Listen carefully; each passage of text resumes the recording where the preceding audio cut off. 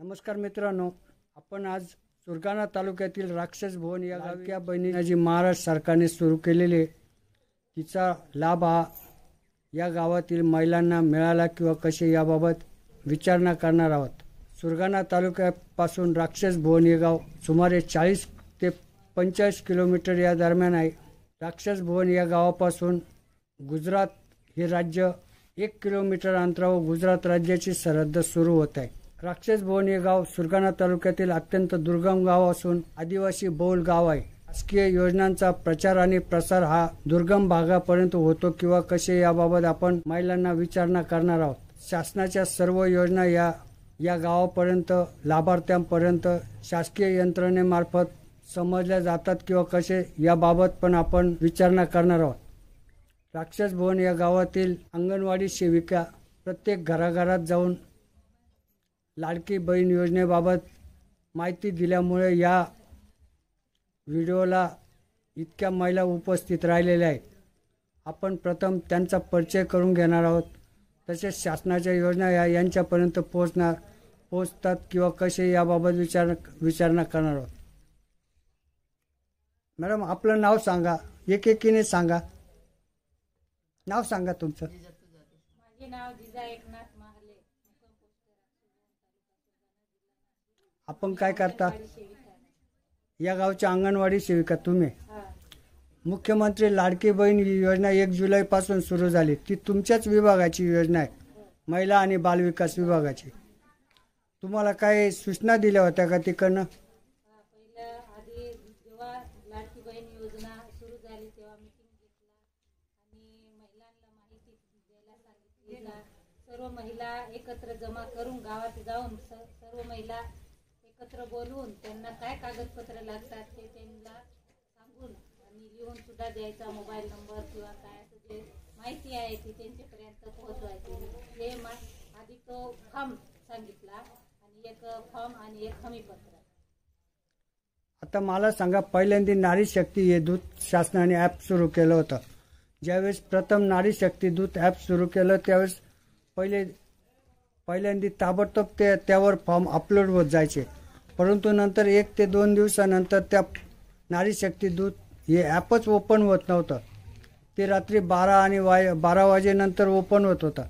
आपण दिवसा फॉर्म भरायचा का रात्री भरायचा? रात्रीच्या पहाटे 6 वाजेपासून चालू राहायचा, 1 तास एकच फॉर्म, दर दिवशी एक फॉर्म भरायचा। नंतर दुसऱ्या दिवशी पण आणि यायला 5, 6, 7, 8 म्हणजे 9, 10 बाया यायच्या भरायला, पण होतच नव्हतं। नंतर म्हणजे एक फॉर्म भरला तर दुसऱ्या दिवशी परत 6 वाजता एक फॉर्म भरायचा। म्हणजे तुम्हाला खूप या योजनेचा प्रचार आणि प्रसार आपण चांगल्या प्रकारे केला। लोकांनी आपल्याकडे फॉर्म आणून दिले, परंतु नारी शक्ती दूत ॲप चालत नसल्यामुळं आपल्याला ही योजना राबवायला अडचण निर्माण झाली। परंतु नंतर नारी शक्ती दूत ॲपवर लवकर व्हायला लागले। परंतु शासनाने नंतर संकेतस्थळ सुरू केला। संकेतस्थळावर पण आपण या महिलांचे फॉर्म भरले का? पण भरले, बाकीचे महिलांनी जाऊन तिथं माहिती देऊन तिथं पण जाऊन। आता तुम्ही मला सांगा का तुम्हाला या मॅडमने ज्यावेळेस सांगितलं काय काय कागदपत्र तुम्ही या मॅडमकडे दिले? आधार कार्ड, बँक पासबुक, अजून शाळा सोडल्याचा दाखला, अजून उत्पन्नाचा दाखला। का बरं? हा, पहिला ज्यावेळेस होता त्यावेळेस उत्पन्नाच्या दाखल्याची अट होती।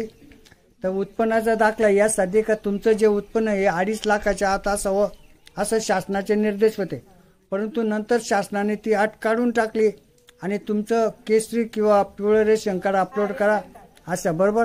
हा, परंतु आता तुम्ही मला सांगा, तुमचं गाव हे गुजरात सरहद्दीला लागून आहे, तर गुजरातची एखादी मुलगी जर इकडे विवाह होऊन आली तर तिच्यासाठी तिच्या नवऱ्याचे डॉक्युमेंट्स लागले हे पण तुम्हाला सांगितलं असे ना मॅडमने, बरोबर ना? म्हणजे खरोखर या कबा तुम्हाला योग्य प्रकारे माहिती दिली। आता मला सांगा, ही जी योजना आहे या योजनेचे पैसे मुख्यमंत्र्यांकडून प्रत्येक महिलांच्या बँक खात्यात जमा व्हायला सुरुवात झालेली आहे। आतापर्यंत 1,32,00,000 लोकांच्या खात्यात पैसे शासनाने जमा केलेले। तर ज्या लोकांचे बँक खाते आधार कार्डला लिंक केलेले त्याच महिलांच्या खात्यात हे पैसे जमा झालेले, तर तुमचे सर्वांचे पैसे जमा झाले का कोणाचे पैसे जमा होणे बाकी आहे? तुमचे अजून जमा नाही झाले, परंतु तुमचा मंजूर झाला असेल फॉर्म, तुम्हाला मेसेज आला नसेल, बरोबर आहे. आता बऱ्याच अशा या महिलांच्या अशा लक्षात आलेले आहे का तुमचे पैसे जमा झालेले, परंतु तुम्हाला बँकेकडून जो सर्व्हर आहे त्याचा जो प्रॉब्लेम आला त्याच्यामुळे तुमच्यापर्यंत ते 3,000 रुपये जमा झाल्याचा मेसेज आला नाही, परंतु तुमचे फॉर्म मंजूर आहे, बरोबर ना. आणि ज्या स्त्रियांनी KYC केलेलं नाही आहे, आधार कार्डला आपल्या बँकेला आधार कार्ड लिंक केलेलं नाही आहे, बरोबर, ज्यांनीचे कागदपत्रात काही अपूर्तता आहे त्यांनी ते पूर्तता करून द्यावा, हे पण तुम्हाला सांगितलं गेलेलं आहे ना मॅडमकडून, बरोबर ना. तुमच्या या मॅडमने तुम्हाला सर्वांनाच सहकार्य केलं का? म्हणजे या मॅडमचं काम खरोखर त्यांनी खूप चांगलं केलेलं आहे, बरोबर ना गावात.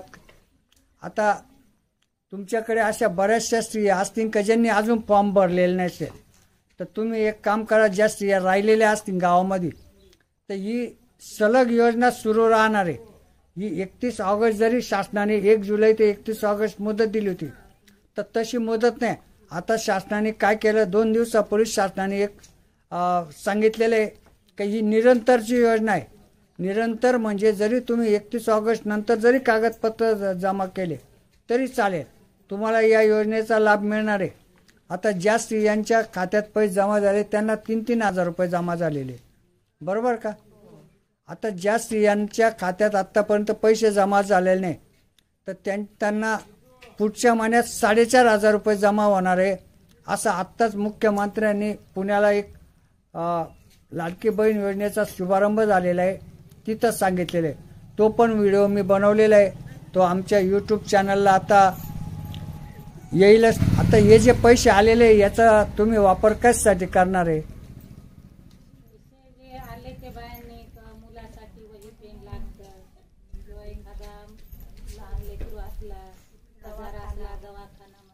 म्हणजे आरोग्याच्या दृष्टीने तुमच्या ज्या बालकांचे आरोग्य या दृष्टीने, शैक्षणिक दृष्टिकोनातून या ज्या शासनाच्या योजना येतात या तुमच्यापर्यंत पोहोचता का? म्हणजे कळतं का तुम्हाला? आता उदाहरणार्थ महिला आणि बालविकास विभागाच्या आपल्या अंगणवाडी सेविका ताई सांगताय, पण दुसऱ्या बी ज्या योजना आहे, उदाहरणार्थ तुम्हाला घरकुल योजना आहे ती ग्रामसेवकाकडून तुम्हाला सांगितली जात असेल, पीक पाणी आहे, 7-12 उत्तर आहे, 8चं उत्तर आहे, हे तुम्हाला तलाठी या गावच्या त्यांच्याकडून कळत असेल, बरोबर ना. आणि लहान मुलांसाठी ती सुकन्या समृद्धी योजना आहे, याची माहिती आहे तुम्हाला. ज्यांचे मुलं लहान असतील त्यांनी ती योजना सुद्धा शासनाची खूप चांगली योजना आहे, तर त्यामध्ये सुद्धा तुम्हाला चांगलं म्हणजे पैसे त्यात दर वर्षाला 200 रुपये का होईना त्यात टाकत चाला, म्हणजे कंटिन्यू बंद करू नका. महिलांनी आता एकेकीने ना नावं सांगा आणि परिचय द्या. तुम्ही काय काम करता, शेती करत असेल शेती सांगा. सर्व्हिसला तर कोणी नाही आहे, आणि या योजनेची अटच ती आहे. संजय गांधी योजनेचा, इंदिरा गांधी वृद्धभूमी योजनेचा लाभ घेत असेल त्या स्त्रिया या योजनेला अपात्र आहे. ज्यांचं उत्पन्न 2.5 लाखाच्या पुढे त्या स्त्रिया अपात्र आहे, बरोबर ना. प्रत्येकीने परिचय द्या. आता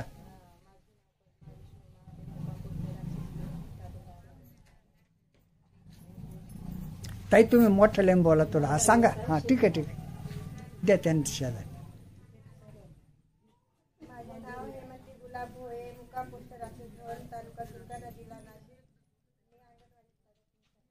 अंगणवाडी मदतनीस आहे, ठीक आहे.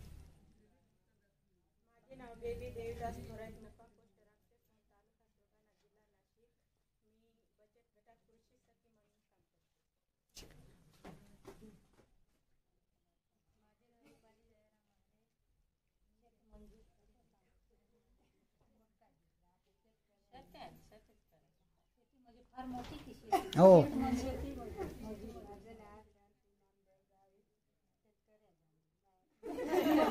ठीक आहे चालेल, काय नाही. आपल्या शेती करून मंजुरी करत नाही.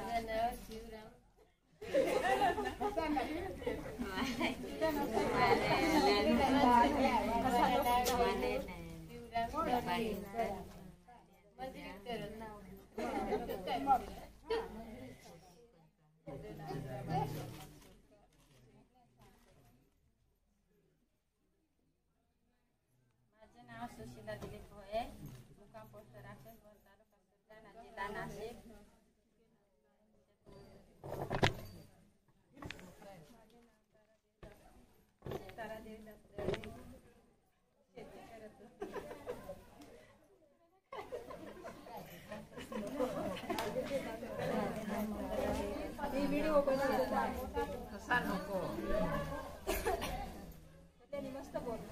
हा तुझं नाव सांग बेबी. हा माझे नाव कल्याणी देदास महाले. मी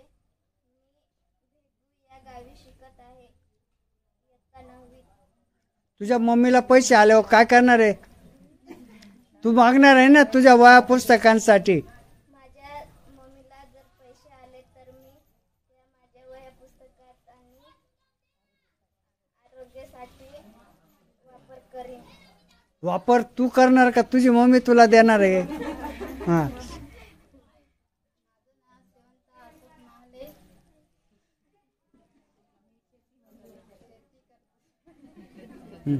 द्या. बेबी रमेश सुरकर, तालुका सुरगाणा, जिल्हा नाशिक. ठीक आहे द्या यांना. हा ठीक आहे, काय नाही, जसं जमेन तसं. मी पण खेड्यातलाच आहे, मी शहरातला नाही आहे.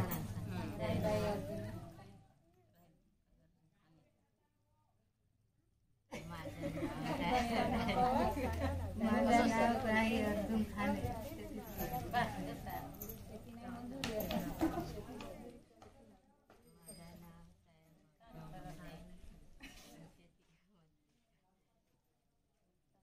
माझे नाव मोहना भाऊराव चौधरी, मुक्काम पोस्ट राक्षस भोन, तालुका सुरगाणा, जिल्हा नाशिक. कृषी सखी आहे का तुम्ही? आणि तुम्ही काय आहे ते कृषी सखी काय आहे तुमच्या योजना आता सध्या स्थितीमध्ये? बचत गट आहे का? हा का? किती बचत गट आहे या गावामध्ये? अरे वा, भरपूर बचत गट आहे. मग महिला बचत गट. हा ठीक आहे. तर या गावातील सर्व महिलांनी या योजनेसाठी अर्ज केलेले, बऱ्याचशा महिलांना पैसे आलेले. ज्या महिलांचे फॉर्म अजूनपर्यंत मंजूर झालेले आहे परंतु त्यांना बँकेतर्फे मेसेज आलेले नाही, त्यांचे मेसेज शासनाकडून लवकरच येतील. ज्या महिलांचे पैसे आता येणार नाहीत, ज्यांच्या फॉर्ममध्ये त्रुटी आहे, त्यांनी अंगणवाडी सेविका ताईंकडं त्याबाबत काय अपूर्तता आहे याबाबत तपास करावा आणि त्यांच्या त्या फॉर्मची पूर्तता तात्काळ करून घ्यावी, जेणेकरून त्यांना पुढील महिन्यात 4,500 रुपये एका वेळेस मिळणार आहे. तर खरोखर धन्यवाद. या गावात अत्यंत उत्कृष्ट असं अंगणवाडी सेविकेने काम केलेलं आहे. यापुढे अशाच शासकीय योजना या तळागाळाच्या लोकांपर्यंत पोहोचावा अशी मी महाभरारी या यूट्यूब चॅनलतर्फे विनंती करतो. धन्यवाद. नमस्कार.